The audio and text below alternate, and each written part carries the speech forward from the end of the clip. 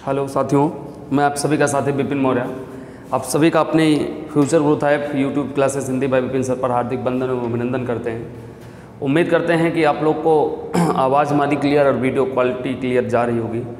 और एक बात मैं आप लोग को कहना चाहूँगा, ये बताना चाहूँगा कि आपके जितने भी एग्ज़ाम लगे हुए हैं, लेखपाल है, उत्तर प्रदेश पुलिस है, टेट है, स्टेट है, वन विभाग का है, वन रक्षक है, ग्राम विकास अधिकारी है, कोई भी पेपर है, ठीक, बहुत ताबड़तोड़ आप लोग को पढ़ने का मौका मिल रहा है। आप लोग और अच्छे से एक बार पूरा वीडियो शुरू करेंगे और अंत तक देखेंगे। और एक आप लोग से निवेदन है कि अगर आप वीडियो को आप लोग को अच्छा लगे तो आप लोग एक लाइक और एक शेयर ज़रूर करिएगा। और जो लोग चैनल पर नए हैं और चैनल को सब्सक्राइब ज़रूर करेंगे। ठीक, तो आइए आज का हमारा नया अध्याय है, यहाँ से आगे लोग पढ़ते हैं हम लोग। ठीक, आज हम लोग लेकर चल रहे हैं आप लोग के एक नया अध्याय है कारक। ठीक, और कारक इतना ही इम्पॉर्टेंट है जितना आप लोग के शरीर के लिए, आपके जीवन के लिए आपको पानी की आवश्यकता है, उतने ही ज़्यादा इम्पॉर्टेंट आपको कारक है हिंदी व्याकरण में। ठीक, आपके ऐसा कोई भी एग्ज़ाम नहीं है जिसके अंतर्गत कारक का प्रश्न आपके 1 से 2 प्रश्न ना पूछा जाए। ठीक, तो चलिए हम लोग समय ज़्यादा व्यर्थ ना करके हम लोग टॉपिक पर चलते हैं। कारक की हम बात करते हैं तो कारक के अंतर्गत रूप चिन्ह भी आता है। ठीक है, कारक के अंतर्गत क्या आता है? रूप चिन्ह आता है। और रूप चिन्ह को ही हम विभक्ति भी कहते हैं। इसे हम क्या कहते हैं? विभक्ति भी कहते हैं। ठीक, और इसे ही हम परसर्ग भी कहते हैं। इसे हम क्या कहते हैं? परसर्ग। ठीक, तो अब आपके प्रश्नों में आपके रूप चिन्ह के अलावा विभक्ति भी आती है और उसी को ही हम क्या कहते हैं? परसर्ग भी कहते हैं। तो रूप चिन्ह कहें चाहे विभक्ति कहें चाहे हम परसर्ग कहें। और यहाँ से लिखा है कारक। अब एकदम बढ़िया से समझेंगे, एकदम कलम कापी छोड़ दीजिए अभी, एकदम बढ़िया से आप लोग कायदे से समझ लेंगे, फिर उसके बाद कलम कापी उठाएंगे और उम्मीद करते हैं कि आपको अच्छे समझ में आएगा। ठीक, तो आगे हम बढ़ते हैं। जैसे कि कारक है, कारक किसे कहते हैं? कारक की परिभाषा की हम बात करते हैं तो कारक की परिभाषा ये है कि जहाँ पर संज्ञा, ठीक, संज्ञा व सर्वनाम, ठीक, शब्दों के साथ, संज्ञा व सर्वनाम शब्दों के साथ, ठीक है, दूसरे शब्दों या वाक्यों में संबंध दिखलाता है, संबंध को बात करता है, संबंध की बात करता है, संबंध दिखलाता है, संबंध देता है, संबंध एक दूसरे से स्थापित करता है। ठीक, जहाँ पर संज्ञा व सर्वनाम शब्दों का, ठीक है, दूसरे शब्दों के साथ संबंध बतलाता है। ठीक है, तो उसे ही हम क्या कहते हैं? कारक कहते हैं। ध्यान सुनते रहेंगे।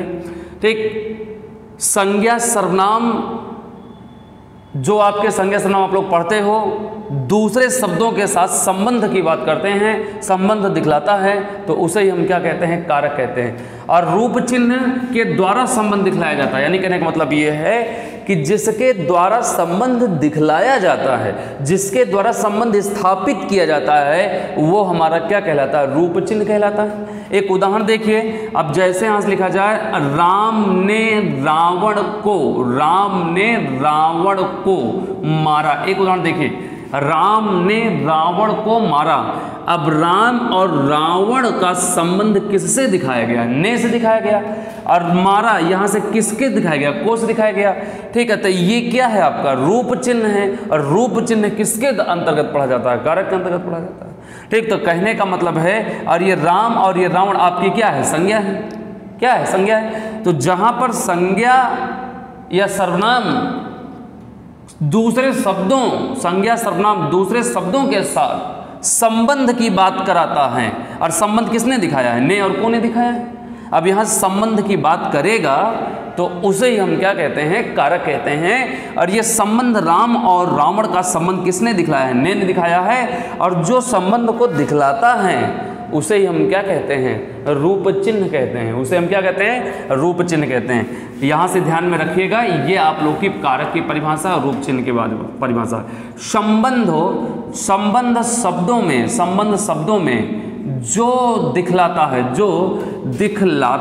संबंध शब्दों में जो दिखलाता है, ठीक है, तो उसे ही हम रूप चिन्ह कहते हैं। उसे ही क्या कहते हैं? रूप चिन्ह कहते हैं। उसे ही रूप चिन्ह कहते हैं। ठीक है, संबंध शब्दों में जो दिखलाता है उसे ही क्या कहते हैं? रूप चिन्ह कहते हैं। और संज्ञा सर्वनाम दूसरे शब्दों के साथ, दूसरे वाक्यों के साथ संबंध बतलाता है, संबंध स्थापित करता है, तो उसे हम क्या कहते हैं? कारक कहते हैं। और कारक है तो रूप चिन्ह है, और बिना रूप चिन्हों के आप लोग कारक नहीं पढ़ सकते हैं, कारक की पहचान नहीं कर सकते हैं। एक बात और, आगे चलिए। अब आगे हम बताते हैं आप लोग को। जैसे मान लीजिए ये कारक यहाँ से लिखा गया है। क्या लिखा गया है? कारक। और कारक जो है एक किसी कंपनी का नाम है। मान लीजिए एक कंपनी का नाम है या एक गैरेज का नाम है, और इस गैरेज में लेबर काम करते हैं, और लेबर का नाम क्या है? रूप चिन्ह नाम है, विभक्ति नाम है, परसर्ग नाम है। ठीक, कारक एक कंपनी है यानी एक गैरेज है, और ये उसके अंतर्गत, कारक के अंतर्गत यानी इस कंपनी के अंतर्गत रूप चिन्ह, विभक्ति, परसर्ग ये सब एक हैं, ये कार्य करते हैं। मान लीजिए हमारी गाड़ी खराब होती है, हमारी गाड़ी क्या होती है? खराब होती है, और हम गाड़ी लेकर के कारक के गैरेज में पहुंचते हैं, और हमने बनवाया गाड़ी, लेकिन कार्य कारक ने नहीं किया, कार्य उनके लेबरों ने किया। लेबर बोले तो रूप चिन्हों ने किया। रूप चिन्हों के माध्यम से गाड़ी ठीक हो गई, गाड़ी सही हो गई, और उसके बाद हमने कारक को पैसा दिया और घर चले आए। तो एक मित्र ने, एक दोस्त ने हमसे पूछा कि भैया गाड़ी कहाँ बनवाए? तो हमने कहा गाड़ी कारक के यहाँ बनवाए। कारक एक दुकान का नाम है, कारक के यहाँ बनवाए। कारक एक कंपनी है, एक गैरेज है, मान लो चाहे जो, वहाँ बनवाए। लेकिन कारक ने कार्य नहीं किया, कारक ने, रूप चिन्हों ने काम किया, रूप चिन्हों ने काम किया। यानी कहने का मतलब है हम लोग कारक पहचानते किससे हैं? रूप चिन्हों के माध्यम से, लेकिन बतलाते क्या हैं? हम कारक बतलाते हैं। क्या बतलाते हैं? कारक। अब जैसे यहाँ से लिखा था राम ने खाना खाया, राम ने खाना खाया। अब यही चीज हम बता रहे हैं इतनी देर से उदाहरण के लिए। ठीक है, राम ने खाना खाया, हमने यहाँ से ने रूप चिन्ह देखा, और उसके बाद हमने रूप चिन्ह देखा, लेकिन हम यहाँ से रूप चिन्ह ने नहीं बताएंगे। अब यहाँ बताएंगे इस वाक्य में कारक कौन सा है, और कहने का मतलब है अब इस वाक्य में कारक हम कौन सा बताएंगे? कर्ता कारक बताएंगे। क्या बताएंगे? कर्ता कारक। यानी कहने का मतलब है काम ये करता है, नाम इनका होता है। गाड़ी ये बनाया, गाड़ी किसने बनाया? इन्होंने बनाया, लेकिन हम बताए किसको? कि कारक के यहाँ गए थे, वहां पर हमारा गाड़ी का काम हुआ। यानी काम पूरा का पूरा ये करेगा, जो काम को करेगा, जो वाक्यों की पहचान करेगा, वो रूप चिन्ह कहलाएगा।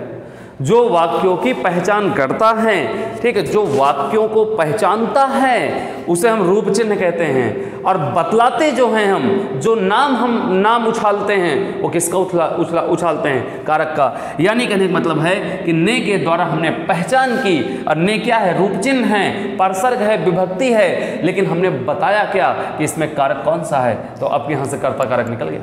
तो यानी कहने का मतलब वही हमने बताया कि गाड़ी हमारी खराब होती है तो कार्य ये करता है, रूप चिन्ह करता है, लेकिन नाम किसका बतलाते हैं? कारक का बतलाते हैं। तो जहां पर जो कार्य करता है, वाक्य में जिसके माध्यम से हम कारक की पहचान करते हैं, वाक्य में लिख लीजिएगा आप लोग बाद में, वाक्य में जिसके माध्यम से हम कारक की पहचान करते हैं उसे रूप चिन्ह कहते हैं। और जो रूप चिन्हों के माध्यम से हम बतलाते हैं जिस कारक को, उसे हम क्या कहते हैं? कारक कहते हैं। और संज्ञा सर्वनाम के साथ, दूसरे शब्दों के साथ हम संबंध बतलाते हैं, उसे कारक कहते हैं। संबंध शब्दों में जो दिखलाता है उसे हम क्या कहते हैं? रूप चिन्ह कहते हैं। उम्मीद करते हैं यहाँ तक बात आप लोग को समझ में आ गई होगी। ये है कारक की और रूप चिन्ह की परिभाषा। तो चलिए हम लोग अब आगे बढ़ते हैं। जब भी आपसे पूछे कि कारक के भेद कितने होते हैं, कारक के भेद जब भी आपसे पूछे कि कारक के भेद कितने होते हैं, तो हमारे प्यारे साथियों कारक के 8 भेद होते हैं। कितने भेद होते हैं? 8 भेद। ठीक, पहला आप लोग का होता है कर्ता कारक, पहला होता है आपका कर्ता कारक, और कर्ता कारक का रूप चिन्ह होता है ने। और दूसरा आपका होता है कर्म कारक, दूसरा आपका कर्म कारक, और कर्म कारक का रूप चिन्ह होता है को। तीसरा आपका होता है करण कारक, तीसरा करण कारक, और इसका रूप चिन्ह होता है से। और एक और होता है के द्वारा, से के द्वारा। एक चौथा आप लोग का होता है संप्रदान कारक, चौथा संप्रदान कारक, संप्रदान कारक, और इसका रूप चिन्ह होता है के लिए, संप्रदान कारक के लिए, और एक रूप चिन्ह और होता है को, ठीक। और पांचवा आपका होता है संबंध अपादान कारक, पांचवा अपादान कारक हो, अपादान कारक, और अपादान कारक का रूप चिन्ह होता है का, की, के, ठीक है, ना, नी, ने, ठीक है, और रा, री, रे, ठीक। आगे छठवां जो होता है आपका संबंध कारक, संबंध छठवां संबंध कारक, और संबंध का रूप चिन्ह जो होता है, संबंध का रूप चिन्ह होता है, ठीक, नहीं भाई गलत हो गया थोड़ा सा, ये अपादान का रूप चिन्ह जो होता है से, ठीक है, से, और इसका मतलब होता है अपादान का अलग होने के अर्थ में, अलग होने के अर्थ में, ठीक है, ये गलत हो गया था। अपादान कारक का रूप चिन्ह होता है से, अलग होने के अर्थ में, और संबंध का होता है का, की, के, और रा, री, रे, और ना, नी, ने, ठीक। आगे सातवां आपका होता है अधिकरण कारक, सातवां, ठीक है, अधिकरण कारक, और अधिकरण कारक का रूप चिन्ह होता है में, पर, ठीक। और आठवां होता है आपका संबोधन, आठवां होता है संबोधन, संबोधन कारक, संबोधन कारक, और इसका रूप चिन्ह होता है आपका अरे, ठीक है, हे, ठीक है, अहो, ठीक है, यहाँ भी शब्द का चिन्ह लग जाएगा। तो ये हमारे आठों कारक हैं, दिख रहा है सब पूरा, यहाँ से आठों का 8 कारक हैं, और यही 8 कारक से 1 से 2 नंबर आपके प्रश्न पूछे जाते हैं, ठीक है। कर्ता कारक, कर्म कारक, करण कारक, संप्रदान कारक, अपादान कारक, संबंध कारक, अधिकरण कारक, संबोधन कारक। कर्ता कारक का रूप चिन्ह होता है ने, कर्म कारक का रूप चिन्ह होता है को, करण कारक का होता है से के द्वारा, संप्रदान का होता है के लिए को, अपादान का होता है से अलग होने के अर्थ में, संबंध कारक का होता है का, की, के, रारी, रे, नानी, ने, अधिकरण कारक का होता है में, पर, और संबोधन का होता है अरे, हे, अहो, अजी, ये सब संबोधन का होता है, ठीक। तो हमारे प्यारे साथियों यहाँ से हम एक एक कारक उठाते हैं और बहुत विधिवत ढंग से, ठीक, आपको इसी 30 से 40-45 मिनट में बहुत गजब का कारक समझ में आएगा, और यही सब उठाते हैं। और आप लोग कॉपी कलम उठाइए और पहला हेडिंग आप लोग डाल लीजिएगा कर्ता कारक। तो ये हमारे कारक के भेद हैं, ठीक। और ये जो यहाँ से रूप चिन्ह लिखे गए हैं, हम इन्हीं को ही परसर्ग कहते हैं, इन्हीं को क्या कहते हैं, परसर्ग। याद रखिएगा, प्रश्न पूछा जाता है कि इनमें किस वाक्य में परसर्ग का प्रयोग हुआ है और किस वाक्य में परसर्ग का प्रयोग नहीं हुआ है। अब जैसे कह दिया जाए राम ने खाया, यहाँ से लिखा गया राम ने खाया, ठीक है, राम जाता है, ठीक है, मेरा घर नज़दीक है, मेरा घर नज़दीक है, मेरा घर नज़दीक है, वह चला गया, वह चला गया। अब प्रश्न यहाँ से पूछ लिया, एक पहला, दूसरा, तीसरा और चौथा। अब प्रश्न पूछ लिया कि किस वाक्य में परसर्ग का प्रयोग हुआ है, तो यानी याद रखिएगा, अब यहाँ से रूप चिन्ह किसका प्रयोग हुआ है, ने का हुआ है। तो यानी कहने का मतलब है कि जिस वाक्य में ये रूप चिन्हों का प्रयोग होता है तो इसका मतलब परसर्ग का प्रयोग हुआ है, और यहाँ से इनमें परसर्ग का यानी रूप चिन्हों का प्रयोग नहीं हुआ है तो इसका मतलब परसर्ग का प्रयोग नहीं हुआ है। चलिए हम लोग आगे चलते हैं। अब पहला हेडिंग हम लोग डालते हैं कर्ता कारक। इतना ध्यान में रखिएगा, इसको याद कर लेना आप लोग का काम है, आप लोग जबरदस्त तरीके से आप लोग याद करेंगे, ठीक है। तो चलिए हमारे प्यारे साथी, हम लोग उठाते हैं आज का पहला कारक, कर्ता कारक। देखिए पहला हमारा जो कारक है, पहला हमारा कारक है कर्ता कारक, पहला कर्ता कारक, बढ़िया समझते चलेंगे। और इसका रूप चिन्ह जो होता है, इसका रूप चिन्ह होता है ने, इसका रूप चिन्ह या परसर्ग क्या होता है, ने। अब कर्ता कारक की हम बात करें तो कर्ता का मतलब होता है कार्य को करने वाला, कार्य को करने वाला। अब जैसे कह दिया जाए कि हम कार्य कर रहे हैं, हम कार्य कौन सा कर रहे हैं, पढ़ाने का, ठीक। अध्यापक पढ़ा रहा है तो पढ़ाने का काम कौन कर रहा है, अध्यापक, तो अध्यापक ही कर्ता कहलाएगा। कार्य जो व्यक्ति करेगा, यानी कहने का मतलब है, ठीक है, कार्य जिसके द्वारा, कार्य जिसके द्वारा संपन्न हो, संपन्न हो, जिसके द्वारा संपन्न हो, कार्य जिसके द्वारा संपन्न हो, ठीक है, उसे कर्ता कहते हैं। उसे क्या कहते हैं, कर्ता कहते हैं, उसे कर्ता कहते हैं। कार्य जिसके द्वारा संपन्न हो उसे क्या कहते हैं, कर्ता। अब आगे चलिए, किसी भी वाक्य में आपके ने लग जाए तो कारक कौन सा मार दीजिएगा, कर्ता कारक मार दीजिएगा, ने लगा कर्ता कारक मार दीजिएगा, ठीक। आगे चलिए, आगे मैं बात करता हूं कि जैसे ध्यान सुनिएगा, जैसे आपके जो काल होते हैं, ठीक है, काल कितने प्रकार के होते हैं? 3 प्रकार के। सुनिएगा सभी लोग, एक होता है वर्तमान काल, ठीक है, और एक होता है आपके भूतकाल, ठीक है, और एक होता है आपका कौन सा? भविष्य काल। अब कुछ लोग कहा तो यहाँ काल का कौन काम? बहुत काम है, ठीक। कार्य जो संपन्न करेगा कर्ता कहलाएगा, ठीक है, याद रखिएगा, बहुत ही इंपॉर्टेंट पॉइंट है ये, ठीक। काल, वर्तमान काल, भूतकाल और भविष्य काल।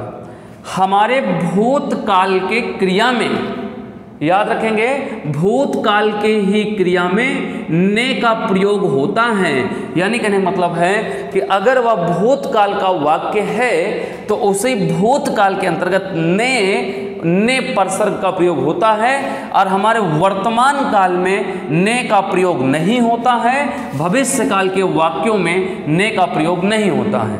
याद रखेंगे बढ़िया से कि जब भी ये पूछा जाए कि हमारे किस काल के अंतर्गत ने का प्रयोग किया जाता है, तो भूतकाल की किसी भी क्रिया में ने का प्रयोग किया जाता है, और हमारे वर्तमान काल और भविष्य काल के क्रिया के अंतर्गत ने परसर का प्रयोग नहीं होता है। ये बात ध्यान में रखेंगे। एक उदाहरण देखिए तो ज़्यादा समझ में आएगा। अब जैसे यहाँ से कह दिया जाए मोहन खाता है, मोहन खाता है। अब यहाँ से अगला उदाहरण, मोहन ने खाया, दोनों उदाहरण हैं। अगला एक उदाहरण, मोहन खाएगा, ये 3 उदाहरण। और ये उदाहरण आपका किसका है? भविष्य काल का है। ये किसका है? भविष्य का है। और ये किसका है? वर्तमान का है। और ये देखिए किसका है? ये भूत का है। ये किसका है? भूतकाल का है, ठीक है। ये सब कुछ दिख रहा होगा आपको, 3 उदाहरण यहाँ से दिख रहा होगा आपको। अब जैसे कहा मोहन खाता है, अब यहाँ खा कौन रहा है? मोहन खा रहा है। काम कौन कर रहा है? मोहन। अब इसमें कारक कौन सा हो जाएगा? कर्ता कारक हो जाएगा, क्योंकि कार्य कर रहा है। अब यहां से देखिए, मोहन ने खाया। अब यहाँ ये मोहन ने खाया, इसका मतलब कार्य कर चुका है, कार्य हो चुका है।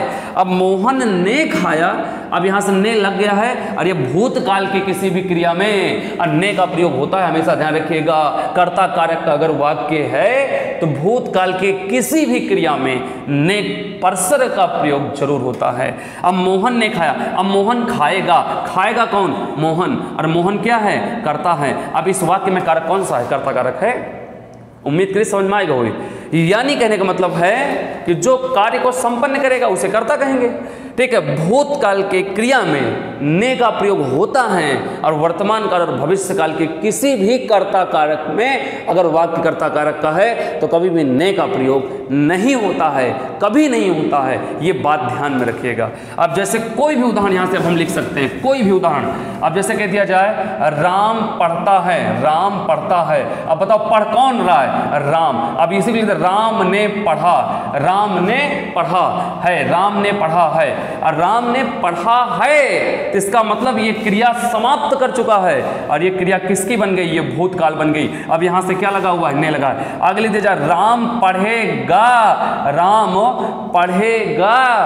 अब यहां से राम पढ़ेगा, ये किस काल का है? भविष्य काल का है। मेरे भाई इससे कठिन का उदाहरण नहीं आता है। याद रखिएगा, कहीं पर कर्ता मिल जाए, कर्ता कार्य कर रहा है, चाहे वह भूत का हो, चाहे भविष्य का हो, और चाहे वर्तमान का हो, सीधा कर्ता कारक जाएगा, ठीक। अब जैसे कह दिया जाए यहां से उदाहरण, अध्यापक पढ़ा रहा है, अध्यापक पढ़ा रहा है। अब बताओ यहां ने का प्रयोग नहीं हुआ है, क्यों नहीं हुआ? क्योंकि वर्तमान काल का है। अब यहां अध्यापक पढ़ा रहा है, तो पढ़ा कौन रहा है? अध्यापक। काम कौन कर रहा है? अध्यापक। अब यहां से कारक कौन सा हो जाएगा? कर्ता कारक हो जाएगा, खत्म। इतना बढ़िया से ट्रिक है, बढ़िया से तरीका है, और आप लोग नोट भी करते चलेंगे सभी लोग साथ में। उम्मीद करते हैं बहुत तगड़े से, बहुत अच्छे समझ में सभी को आया होगा। बहुत बढ़िया ताबड़तोड़ सभी लोगों को। ओके भाई, शानदार तरीके से। चलिए, तो अध्यापक पढ़ा रहा है, तुम पढ़ते हो।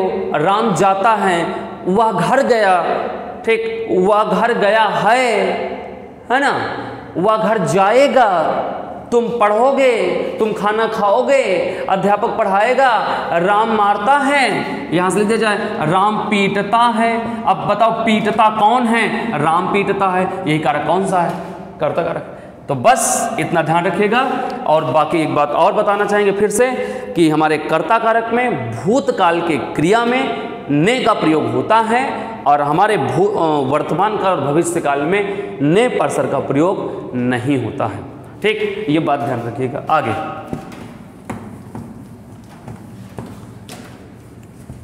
आगे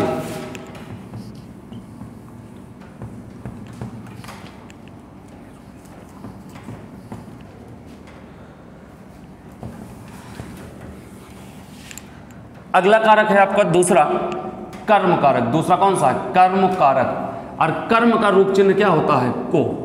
ठीक, और कर्म किसे कहते हैं ये भी सुन लीजिए। अब जैसे देखिए, एक व्यक्ति है और एक वस्तु है, एक व्यक्ति है और एक वस्तु है, और ये व्यक्ति क्या कहलाएगा? कर्ता कहलाएगा। ठीक, जब जहां पर जो भी व्यक्ति है, जैसे मान लो व्यक्ति हम हैं, एक ये वस्तु है, ये वस्तु है, हम इसी पर काम कर रहे हैं, इसी पर इसको ठोक रहे हैं, बजा रहे हैं, ठोक रहे हैं, बजा रहे हैं, रगड़ रहे हैं, रगड़ रहे हैं। जब व्यक्ति जो होगा जिस वस्तु पर कार्य करेगा, जिस वस्तु पर क्रिया संपन्न करेगी, जिस वस्तु पर क्रिया संपन्न होगी, उसी वस्तुओं का हम क्या कहेंगे? कर्म कहते हैं। ठीक है, उसी वस्तु को हम क्या कहते हैं? कर्म कहते हैं। अब कर्म के अंतर्गत वस्तु भी आती है, व्यक्ति भी आते हैं, सब आते हैं। ठीक, यानी कहने का मतलब है कि व्यक्ति के हाथ में वस्तु रहेगी, और जब व्यक्ति के हाथ में वस्तु है तो सीधा सीधा कर्म कारक मार दीजिए, सिंपल सी बात। और इसका रूप चिन्ह क्या होता है? को होता है। उदाहरण देखिए, अब जैसे लिखा राम ने रावण को मारा, राम ने रावण को मारा। राम ने ये कार्य किया, ये करता है, किसको मारा? रावण को मारा। किस पर काम किया? रावण पर काम किया। और रावण ही यहां पर क्या बन गया? कर्म बन गया। और यहां से को दिया गया है, और को के पहले क्या आया है? एक वस्तु, एक व्यक्ति, एक वस्तु के रूप में आई है। अब यही कर्म कहलाएगा। राम ने रावण को मारा, अब ये वाक्य किस में चला जाएगा? कर्म कारक में चला जाएगा, सिंपल सी बात, कर्म कारक में चला जाएगा। अब जैसे कह दिया जाए, सीता को गीता पुस्तक देती है, सीता को गीता पुस्तक देती है। अब बताओ जरा से, यहां से गीता काम करी, सीता को गीता पुस्तक देती है। पुस्तक किसने दिया? गीता ने दिया। तो ये आपका क्या कहलाएगा? ये कर्ता। किसको दिया? सीता को दिया। और क्या दिया? पुस्तक दिया। ये भी पुस्तक भी कर्म है और सीता भी कर्म है, यहां को लगा हुआ है। सीधा सीधा सिंपल से उदाहरण है कि यानी कि सीता को गीता पुस्तक देती है। अब गीता ने काम किया है और यहाँ सीता आ गया, अब ये किस कारक में चला गया? कर्म कारक में चला गया। अब यहाँ ये भी कर्म है, पुस्तक भी, क्योंकि गीता के हाथ में पुस्तक भी है, गीता के हाथ में पुस्तक भी है। अब गीता सीता के साथ है, उनको इसे पकड़ा रही है। तो यानी कहने मतलब ये भी कर्म है और ये भी कर्म है। अब कौन सा कारक चला जाएगा? कर्म कारक चला जाएगा। ठीक, बस आगे कह दिया जाए, मोहन ने कुत्ते को पीटा। मोहन ने कुत्ते को पीटा। अब मोहन ने काम किया, किस पर काम किया? कुत्ते पर। और यही क्या है आपका? कर्म कारक। आगे, पिताजी ने, अगला उदाहरण, पिताजी ने अखबार को फाड़ा। पिताजी ने अखबार को फाड़ा। अब पिताजी ने काम किस पर किया? अखबार पर। यह कारक कौन सा? कर्म कारक। ठीक, और एक बात और बता दें आपको, एकदम बढ़िया ट्रिक है, ध्यान सुनिएगा सभी लोग बढ़िया से। अगर किसी भी वाक्य में, ये बहुत सारे लोगों को ये मन में खटक रहा होगा कि अगर किसी भी वाक्य में एक से अधिक रूप चिन्ह मिल जाएं, जैसे राम ने रावण को मारा, अगर किसी भी वाक्य में एक से अधिक रूप चिन्ह मिल जाएं तो अंतिम वाला रूप चिन्ह जिस कारक का होगा वही कारक बन जाएगा। फिर सुनिए, अगर किसी भी वाक्य में एक से अधिक रूप चिन्ह मिल जाएं तो अंतिम वाला रूप चिन्ह जिस कारक होगा वही कारक मार दीजिएगा, वही कारक हो जाएगा आपका। अब जैसे है राम ने रावण को मारा, अब यहां से अंतिम का रूप चिन्ह कौन सा है? को है। को किसका होता है? कर्म का है। बात खत्म। उम्मीद करते हैं इतनी बात सबको समझ में आ गई होगी। हम लोग आगे बढ़ते हैं अगले पॉइंट की तरफ। आगे देखिए, अगर किसी भी कर्ता के साथ, अगर किसी भी कर्ता के साथ हो, ठीक है, के द्वारा जुड़ जाए। कर्ता के साथ मैं बोल रहा हूं, किसके साथ? कर्ता के साथ बोल रहा हूं, कर्ता के साथ के द्वारा जुड़ जाए, कर्ता के साथ के द्वारा जुड़ जाए तो कारक हमेशा कौन सा होता है? कर्म होता है, कर्म। कर्ता के साथ के द्वारा जुड़ जाए तो यहां से एक कर्म निकलेगा, एक कर्म निकलेगा, ठीक है, कारक कर्म होगा, हमेशा ध्यान रखिएगा, हमेशा ध्यान रखिएगा। अब जैसे उदाहरण, राम के द्वारा पुस्तक पढ़ी गई, राम के द्वारा पुस्तक पढ़ी गई। अब यहां से राम के साथ क्या जुड़ा है? के द्वारा जुड़ा है, कर्ता के साथ। अब राम के द्वारा क्या पढ़ी गई? पुस्तक पढ़ी गई। क्या पढ़ी गई? पुस्तक पढ़ी गई। अब यहां से राम के द्वारा पुस्तक पढ़ी गई तो राम काम किस पर किया? पुस्तक पर किया, और यही आपका क्या कहलाएगा? कर्म कहलाएगा। हमेशा ध्यान रखिएगा भाई, ठीक, हमेशा ध्यान रखिएगा। कर्ता के साथ ऐसे उदाहरण आएगा, और कर्ता के साथ के द्वारा लगा है, और कभी भी ये आप लोग के द्वारा मान करके ये मत मारिएगा कि के द्वारा जिसका होता है हम उसको मारेंगे। जैसे कि कर्ण का होता है, कर्ण हम मारोगे, ऐसा नहीं। कर्ता के साथ के द्वारा जुड़ा है तो याद रखिएगा यहां एक कर्म आएगा, चाहे जो कर्म आए, और कर्म आया है तो यहां से ये कहलाएगा, कर्म कारक कहलाएगा। आपको वाच्य में उन्होंने बताया, जैसे कह दिया जाए अध्यापक के द्वारा पुस्तक, अध्यापक के द्वारा हिंदी पढ़ाई गई, अध्यापक के द्वारा हिंदी पढ़ाई गई। अब यहां से बताइए कर्म क्या हो जाएगा? हिंदी हो गया, ठीक है। अब ये आपका क्या कैसा चला जाएगा? कर्म कारक चला जाएगा। और ऐसे उदाहरण आते हैं, जैसे देखिए हम यहाँ से राम के द्वारा हो गया, अध्यापक के द्वारा हो गया, मान लीजिए हम यहाँ से इसको हटा लेते हैं। अब देखो, पुस्तक पढ़ी गई, हिंदी पढ़ाई गई, ठीक है, लेख लिखा गया, लेख लिखा गया, ठीक। अब यहाँ से कह दिया जाए लेख लिखा गया, ठीक है। अखबार पढ़ा गया, अखबार पढ़ा गया, ठीक है। सेब खाया गया, सेब खाया गया। अब देखो, अब चाहे जैसे हमने तोड़ दिया, अब के द्वारा जो लगाया था ना उसी का उदाहरण है। राम के द्वारा पुस्तक पढ़ी गई, राम के द्वारा हिंदी पढ़ाई गई, मोहन के द्वारा लेख लिखा गया, मोहन के द्वारा अखबार पढ़ा गया, राम के द्वारा सेब खाया गया। हमने कुछ अलग से नहीं किया है। अब यहाँ से लेख जो है, ये अखबार जो है, ये जो सेब है, ये पुस्तक है, और जो ये हिंदी है, ठीक। ऐसे भी उदाहरण आपके पेपर में कर्म कारक के बनते हैं। ऐसे भी उदाहरण, अगर किसी भी कर्ता के साथ के द्वारा लगा है तो ये ऐसे सेम आएगा, और के द्वारा हटा दोगे तो ये कंडीशन में उदाहरण बन जाएगा। पुस्तक पढ़ी गई, हिंदी पढ़ाई गई, लेख लिखा गया, अखबार पढ़ा गया, सेब खाया गया। ऐसे भी प्रश्न मिलते हैं तो हमेशा कारक कौन सा होगा? कर्म कारक होगा, हमेशा याद रखिए। अब कर्म कारक किसे कहते हैं? अगर किसी भी कर्ता के साथ के द्वारा जुड़ जाए, के द्वारा लग जाए तो कर्ता कारक हो जाएगा, कर्म कारक हो जाएगा। और कर्म कारक किसे कहते हैं? जब कार्य किसी वस्तु पर किया जाए। अब देखो, लेख लिखा गया, काम किस पर किया गया? वस्तु पर। पढ़ा गया क्या? अखबार, वस्तु पर काम। खाया क्या गया? सेब, वस्तु पर काम। पढ़ी क्या गई? पुस्तक, वस्तु पर काम। पढ़ाई क्या गई? हिंदी, वस्तु पर काम। सब वस्तु पर ही कार्य किया गया है, ठीक है। तो यही क्या कहलाएगा? कर्म कारक कहलाएगा। तो ये आपका कर्म कारक आपका समाप्त होता है। आगे हम लोग बढ़ते हैं, ठीक, नोट कर लीजिएगा।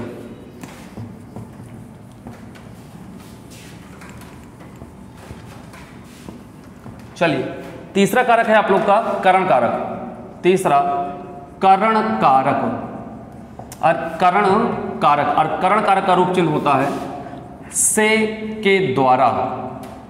से के द्वारा आसान सहायक कारक है, इसमें किसी प्रकार की कोई दिक्कत नहीं है। अब आप लोग को बहुत बढ़िया से, बहुत अच्छे समझ में आएगा, सभी लोग को एकदम बढ़िया से देखते रहें, ठीक। करण कारक, तो करण कारक कहते हैं, करण का मतलब होता है जिसके द्वारा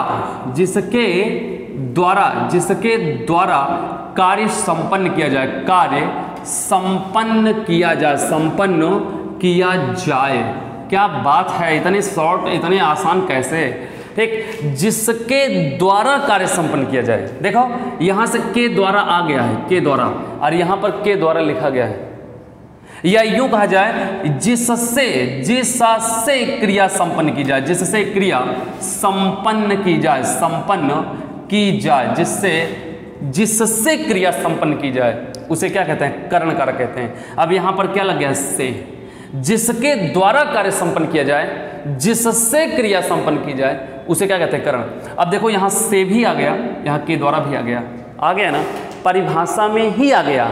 अब यहां से कारक कौन सा कहलाएगा? करण कारक। उदाहरण देखिए, ठीक है, सीता कलम के द्वारा, कलम से, ऐसे लिखो, कलम से लिखती है। सीता कलम से लिखती है। अब बताओ लिखने का कार्य किससे कर रही है? कलम से। देखो जिसके द्वारा कार्य संपन्न किया जाए, जिससे क्रिया संपन्न की जाए। अब सीता किससे लिख रही है? कलम से लिख रही है। कितना आसान सा है यार, करण कारक कहलाएगा। अब यहां से ये भी लिख सकते हैं, अब जैसे लिख दिया सीता कलम के द्वारा, सीता कलम के द्वारा लिखती है, सीता कलम के द्वारा। अब सीता किसके द्वारा लिखती है? कलम के द्वारा लिखती है। ये आपका कौन सा करण कारक? बस ठीक। अगला उदाहरण, बच्चे पुस्तक से पढ़ते हैं, बच्चे पुस्तक से पढ़ते हैं। अब बच्चे किससे पढ़ते हैं? पुस्तक से पढ़ते हैं। किससे पढ़ते हैं? पुस्तक से, करण कारक है। अध्यापक नोट्स से पढ़ाता है या किताबों के द्वारा पढ़ाता है। अब अध्यापक किसके द्वारा पढ़ाता है? किताबों द्वारा, करण कारक है।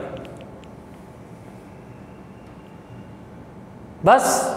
अब एक उदाहरण यहां से आता है, आंखों देखा, ध्यान सुनेंगे, आंखों देखा, और एक आता है कानों सुना। देख लीजिएगा, आंखों देखा, कानों सुना। और इसमें जब भी पूछेगा ना कौन सा कारक है, तो इसमें करण कारक है। कौन सा कारक है? करण कारक है। ठीक। अब इसको देखिए, यहां पर साइलेंट है, आंखों से देखा और कानों से सुना। और यहां ये भी ले सकते हैं, आंखों के द्वारा देखा गया और कानों के द्वारा सुना गया, कानों के द्वारा सुना गया। तो ये उदाहरण करण कारक का है। ठीक, आंखों से देखा गया, आंखों के द्वारा देखा गया। अब देखा किसके द्वारा गया? आंखों के द्वारा। तो क्रिया संपन्न की गई कि नहीं देखने वाली? और देखने वाली क्रिया कैसे संपन्न की गई? आंख से। अब क्रिया संपन्न की गई कि नहीं सुनने वाली? कैसे संपन्न की गई? कान से। तो जिसके द्वारा कार्य संपन्न किया जाए, जिससे क्रिया संपन्न की जाए, उसे क्या कहते हैं? करण कारक। समझ में आएगा वही। अगला कारक लिख लीजिएगा सभी लोग। अगले कारक की ओर हम लोग बढ़ते हैं।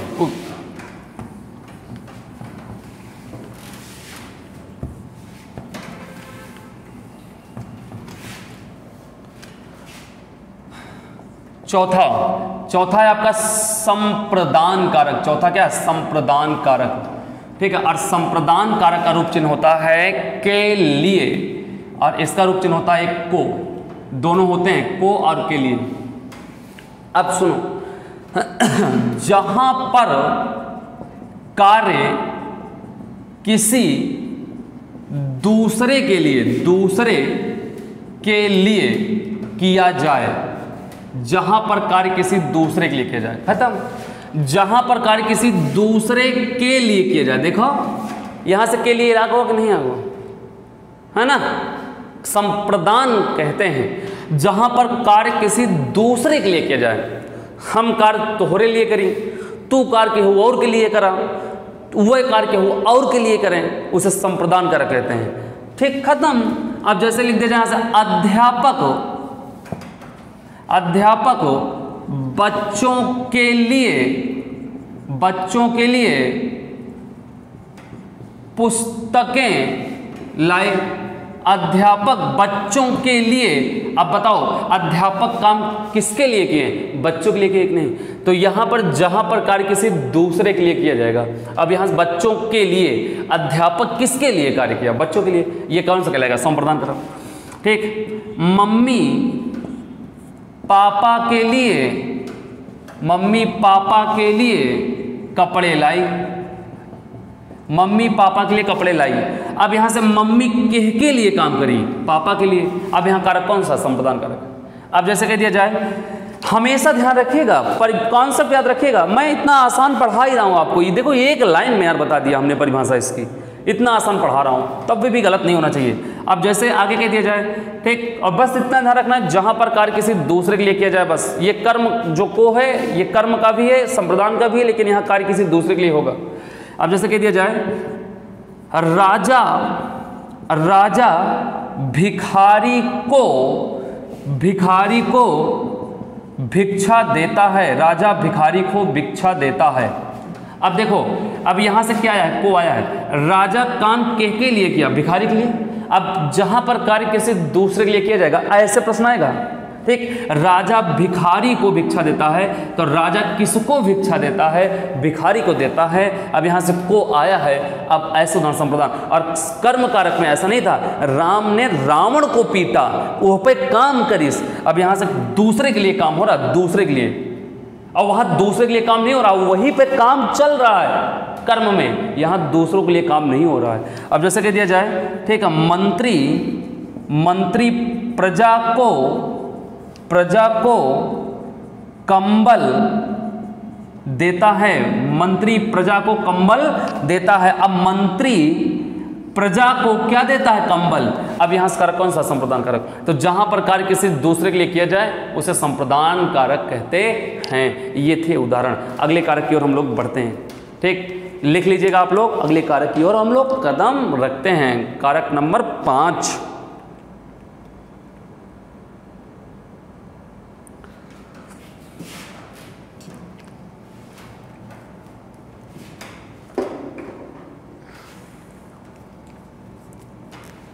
चलिए देखिए,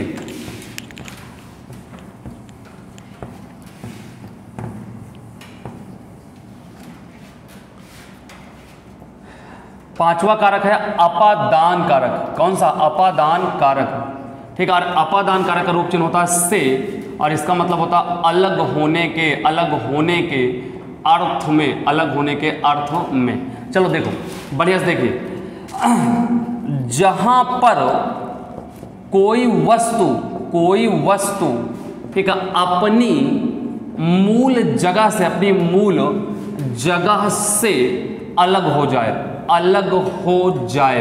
ठीक है, जहां पर कोई वस्तु अपनी मूल जगह से अलग हो जाए उसे ही कहते हैं अपादान कारक। अपनी मूल जगह से अलग कर दो, बात खत्म, अपनी मूल जगह से अलग कर दो, संप्रदान कारक कहलाएगा। कुछ करने की जरूरत आपको नहीं, अपादान कारक कहलाएगा, ठीक है। संप्रदान निकल गया अपादान, क्योंकि इसके पहले संप्रदान पढ़ाया था, वही दिमाग में बसा है, ठीक है। तो जहां पर कोई वस्तु अपनी मूल जगह से अलग हो जाए।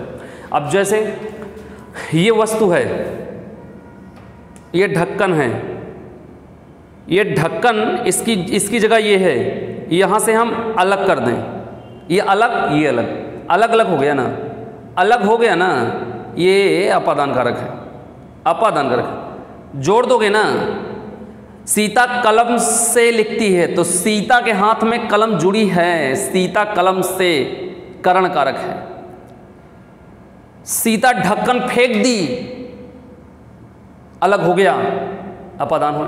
अब जैसे कह दिया जाए, ठीक है, एक उदाहरण है, पेड़ से पत्ते गिरते हैं, पेड़ से पत्ते गिरते हैं। अब पेड़ से पत्ते क्या हो गए, गिर गए, अलग हो गया। अब जैसे पेड़ है, अब पत्ता टूटा और नीचे गिर गया, ये अलग हो गया। आगे, हिमालय से गंगा निकलती है, हिमालय से गंगा निकलती है। अब हिमालय से गंगा निकलती है, तो इसका मतलब हिमालय से गंगा निकल चुकी, छोड़ दी हिमालय, वो बाहर निकल गई। और ये अभी टेट के परीक्षा में पेपर में पूछा गया था, टेट 2021 और 2022, ठीक है, टेट के पेपर में। तो ये अपादान कारक है, ठीक। अब जैसे कह दिया जाए, ठीक, गुरुजी कुर्सी से गिरे, गुरुजी कुर्सी से गिरे। अब गुरुजी काहे से गिरे, कुर्सी से, अलग हो गए ना। घोड़े से, यहां लिख दिया जाए उदाहरण, घोड़े से घुड़सवार गिरा, ठीक है, घोड़े से घुड़सवार क्या हो गया, अलग हो गया। रेलवे से गाड़ी निकल गई, बस स्टेशन से बस निकल गई। अब जहां से कोई वस्तु अपनी मूल जगह से अलग होगी उसे हम क्या कहेंगे, अपादान कारक कहेंगे, ठीक, ये अलगाव है, यहाँ से देख लीजिएगा। और करण में ये है कि जहाँ से जिसके द्वारा क्रिया संपन्न की जाए। सीता कलम से लिखती है, ठीक है, गुरुजी डंडे से पीटते हैं, उनके साथ जुड़ा होना चाहिए, ठीक है, करण है, ये अपादान कारक है। आगे चलिए, ये उम्मीद करते हैं इतनी बात समझ में आ गई होगी। तो इसमें अभी खतरनाक पॉइंट है जो कि वेरी वेरी इंपॉर्टेंट है। चलिए देखिए, अगर कहीं पर किसी से तुलना करना, ठीक है, तुलना करना या किसी से डरना या डराना, ठीक है, या शर्माना, ठीक है, शर्माना या शर्मो, ठीक है, लजाना, अगर कहीं पर किसी से तुलना कर रहे हो, किसी से डरा रहे हो, शर्मा रहे हो, तो तुलना करना, जैसे हम एक मनैया, हम दोनों जने से तुलना करी, ठीक है, तुलना करना, डरना, डराना, शर्माना, ये कहीं पर आते हैं तो कारक हमेशा अपादान होता है और कोई कारक नहीं होता है, याद रखिएगा। और इसमें वाक्यों में से आता है, जैसे कह दिया जाए राम से सीता सुंदर हैं, राम से सीता सुंदर हैं, रमेश मोहन से बुद्धिमान है। अब बताओ, यहां से राम से सीता सुंदर है, तो राम और सीता में का कीन गए, तुलना कीन गए। वाचक शब्द यानी कि रूप चिन्ह परसर्ग क्या आया है, से, तो से आया है, तो इसका मतलब आपको दो कारक में जाना है, करण में और एक किस में, अपादान में, ठीक। लेकिन यहां से तुलना की गई है तो ये अपादान कारक कहलाएगा, ठीक है। आगे, राजू शेर से डरता है, राजू शेर से डरता है, तो राजू किससे डरता है, शेर से, ठीक। आगे लिख दिया जाए रामू पत्नी से शर्माता है। अब यहां से क्या है, रामू पत्नी से शर्माता है। अरे आजकल पत्नी से को शर्माता है यार, पत्नी से कौन शर्माता है, लेकिन चलो ठीक, उदाहरण आ गो तो आ गो भाई, ये रामू ऐसा मन ही रहा कि पत्नी शर्मात रहा, अब क्या किन जाए। तो रामू पत्नी से शर्माता है, तो याद रखिए तुलना करना, डरना या डराना, शर्माना, ये अपादान कारक में आता है। ये था अपादान कारक। आगे चलिए,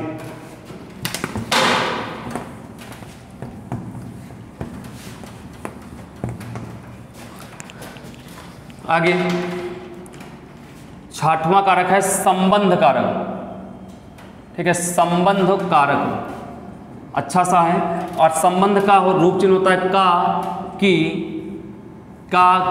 के, रा, री, रे, ना, नी, ने, ठीक है, ये रूप चिन्ह होते हैं। ये काकी के रूप चिन्ह होता है, ये वाक्यों में दिया जाता है, ठीक। और जो ये रारी रे और नानी ने है, ये हमेशा सर्वनाम के साथ जुड़ते हैं। किसके साथ, सर्वनाम के साथ जुड़ते हैं, सर्वनाम के साथ जुड़ते हैं। कुछ लोग को ये लगता होगा कि ये इनका प्रयोग कहाँ है बाबू, है, ये सर्वनाम के साथ जुड़ते हैं और काकी के वाक्य के साथ।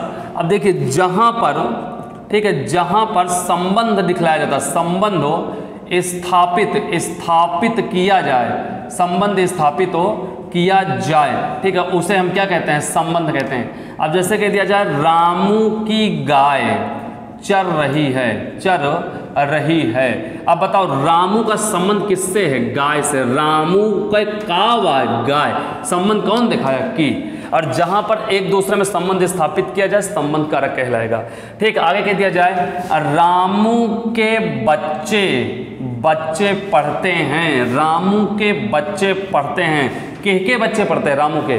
और जहां काकी के आ जाए, संबंध मार दो, इनका मतलब होता है संबंध, ठीक है। आगे कह दिया जाए रामू की पत्नी मायके चली गई, रामू की पत्नी मायके चली गई। रामू का संबंध किससे है, पत्नी से है, तो रामू की पत्नी मायके चली गई। अब यहाँ से कारक कौन सा, संबंध कारक, ठीक। और रारी रे और नानी ने कहाँ आता है, चलिए अब देखो हमारी बात सब लोग एकदम बढ़िया से, ठीक है। किसी भी वाक्य में, ठीक है, किसी भी वाक्य में, ठीक है, मेरा, ठीक है, मेरी, ठीक है, अपना, ठीक है, अपनी, ठीक है, अपने, ठीक है, अगला हमारा, हमारी, ठीक है, हमारे, अपना, अपनी, अपने, मेरा, मेरी, मेरे, हमारा, हमारी, हमारे, ठीक है। और आगे तुम्हारा, ठीक है, तुम्हारी, ठीक है, और तुम्हारे, ठीक है, याद रखेंगे, यहाँ से लिखा उठा है पूरा। ठीक, अब देखो यहाँ से देखो रा री ना नी ने रा री रे रा री रे। मिल गया? मिल गया कि नहीं मिल गया? ये रा री रे नानी ने सब मिल गया, सर्वनाम में लगते हैं, ये संबंध कहलाएंगे। किसी भी वाक्य में ये शब्द दिए हैं तो कारक संबंध होता है, हमेशा ध्यान रखिएगा। अब जैसे उदाहरण के लिए कह दिया जाए मेरी घड़ी खो गई, मेरी घड़ी खो गई। अब कुछ लोग को समझ में आ रहा होगा और कुछ लोग को नहीं समझ में आ रहा होगा कि इसमें रूप चिन्ह क्या है और यहाँ रूप चिन्ह क्या है, री है। अब मेरा संबंध किससे है? घड़ी से है, और घड़ी मेरा संबंध है, और ये कारक कौन सा संबंध कारक है? ठीक, अब कह दिया जाए अपना घर नजदीक है, अपना घर नजदीक है, अपना घर नजदीक है। अब बताओ अपना संबंध किससे है? घर से है। ये कारक कौन सा संबंध कारक है? तो उम्मीद करे होंगे कि एकदम बहुत उम्मीद करते हैं कि एकदम बहुत जबरदस्त तरीके से आपको समझ में आ गया होगा। ठीक, बहुत जबरदस्त तरीके से हमने आप लोग को समझाया है और एकदम आसान है, इसमें कुछ है नहीं, एकदम आसान है। अब जैसे कि दिया जाए तुम्हारा काम हो जाएगा, तुम्हारा काम हो जाएगा, कोई रूप चिन्ह नहीं यार। ठीक है, अब तुम्हारा यहाँ रा लगा हुआ है और तुम्हारा संबंध किससे है? काम से और तुम्हारे से है। तुम्हारा और काम का संबंध है और यही कारक कौन सा संबंध कारक है? और का की के संबंध कारक, रा री रे संबंध कारक, ना नी ने संबंध कारक। याद रखिए ये था संबंध कारक। आगे हम लोग बढ़ते हैं।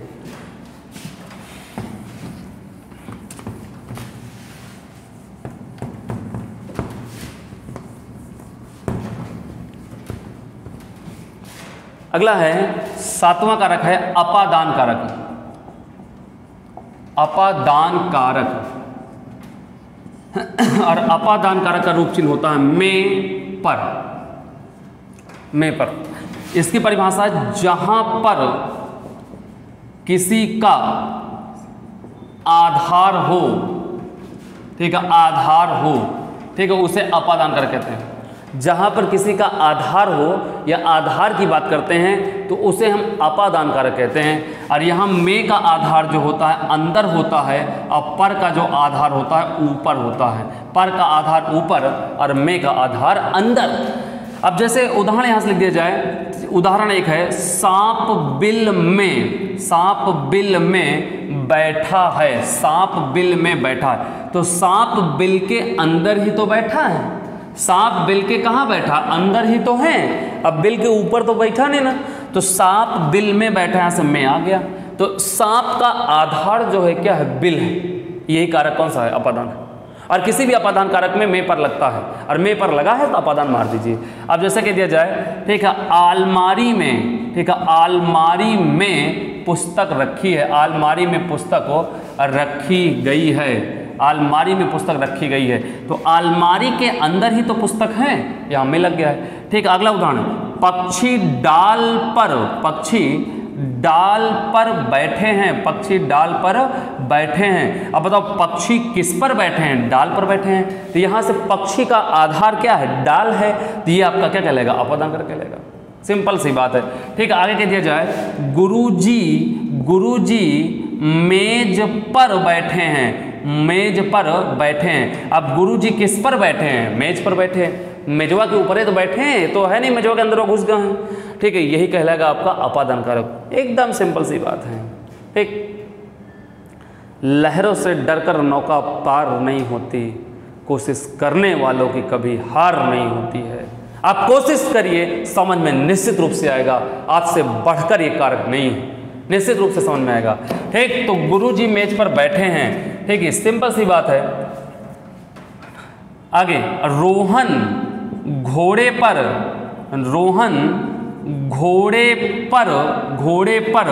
बैठा है, घोड़े पर बैठा है। अब रोहन किस पर बैठा है? घोड़े पर। ये कारक कौन सा? अपादान कारक है। तो यहाँ से आधार की बात करेगा तो ये अपादान कारक कहलाएगा। जहाँ पर किसी का आधार हो अपादान कारक कहलाएगा। इसका रूप चिन्ह में पर होता है और यहाँ से मैंने इतना उदाहरण लिखा है। चलिए मैं इसको हटाता हूँ और अभी इसमें थोड़े से पॉइंट और कुछ पूछे जाते हैं। चलिए देखिए, जहाँ पर अगला वेरी इंपॉर्टेंट पॉइंट है ये, जहां पर समय का निर्धारण किया जाए, समय का निर्धारण किया जाए या किया जाता है, और जहां पर समय का निर्धारण किया जाता है उसे हम अपादान कारक कहते हैं। तो अपादान कारक में समय का भी निर्धारण होता है मेरे प्यारे भाई। अब समय का निर्धारण का मतलब चाहे सेकंड में दे, चाहे घंटे में दे, चाहे मिनट में दे, चाहे वर्षों में दे, चाहे आज दे, चाहे प्रतिदिन दे, चाहे जैसे दे, समय दे तो कारक यही बन जाएगा। हमेशा ध्यान रखिएगा। अब जैसे कह दिया जाए मैं प्रतिदिन पढ़ूंगा, अब मैं प्रतिदिन पढ़ूंगा, अब यहाँ से समय दे दिया गया है कि मैं रोज पढ़ूंगा, तो जहाँ पर समय का निर्धारण होता है अपादान कारक कहलाता है। अब जैसे कह दिया जाए अगला उदाहरण, ठीक है, राम 3 महीने बाद आएगा, राम 3 महीने बाद आएगा। अब राम का समय कितना है? 3 महीने है, ठीक। अब जहां पर समय मिल जाए अपादान मार दीजिएगा, ठीक। रोहन 3 मिनट में आ जाएगा, अब यहां से समय है तो रोहन कितने मिनट में? 3 मिनट में। तो मेरे प्यारे भाई जहाँ पर समय निर्धारण दे देता है, चाहे सेकंड में दे, चाहे मिनट में दे, चाहे दिन में दे, चाहे प्रतिदिन में दे, चाहे घंटे में दे, चाहे सेकंड में दे, चाहे महीने में दे, चाहे वर्षों में दे, चाहे रोज दे, चाहे पल भर के लिए दे, समय बराबर बोले तो अपादान कारक, और में और पर बोले तो अपादान कारक। तो याद रखिएगा ये आपके अपादान कारक भी समाप्त होता है। और एक अंतिम कारक पर हम लोग कदम रखते हैं, फिर आगे समाप्त करते हैं।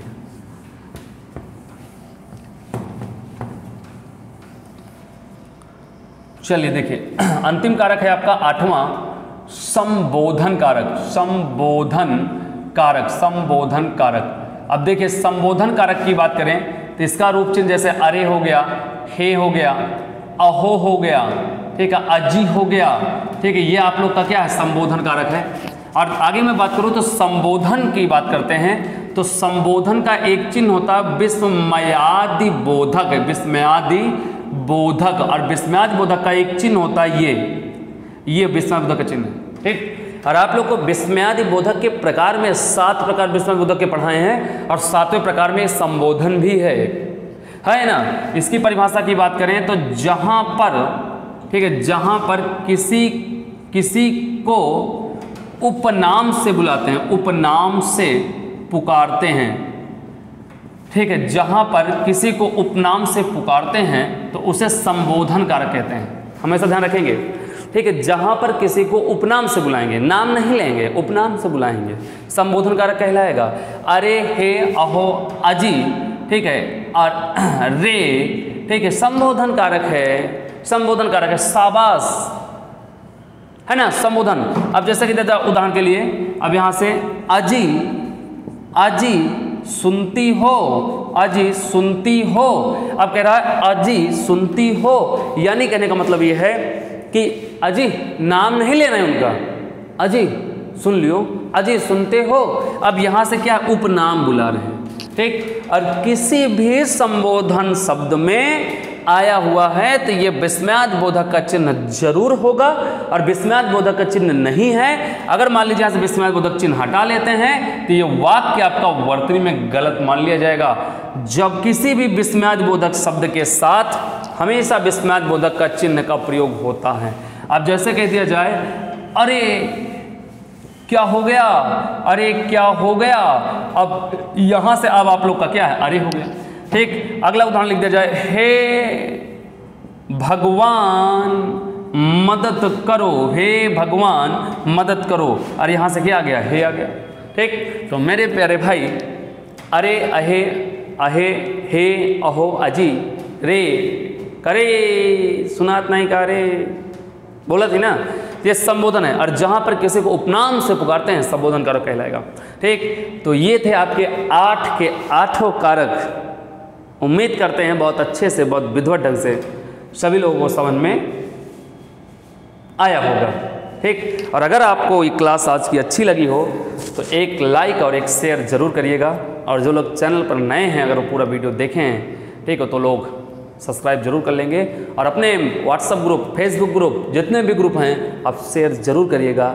ठीक, मंजिल उनको मिलती है मेरे प्यारे दोस्तों, मंजिल उनको मिलती है जिनके सपनों में उड़ान होती है। परों से कुछ नहीं होता है मेरे दोस्त, हौसलों से उड़ान होती है। तो कोशिश करते रहिए, एक दिन सफलता आपके कदमों में होगी, निश्चित होगी। और माँ बाप का नाम रोशन करना है, चाहे जो करना पड़े, हमको सफलता लेकर दिखाना है और लेकर दिखाना है। तो आज यहीं पर अपने वाणी को विराम देते हैं, आगे फिर मिलते हैं, फिर कल किसी वीडियो में। तब तक के लिए शुभकामनाएं, धन्यवाद, जय हिंद, जय भारत।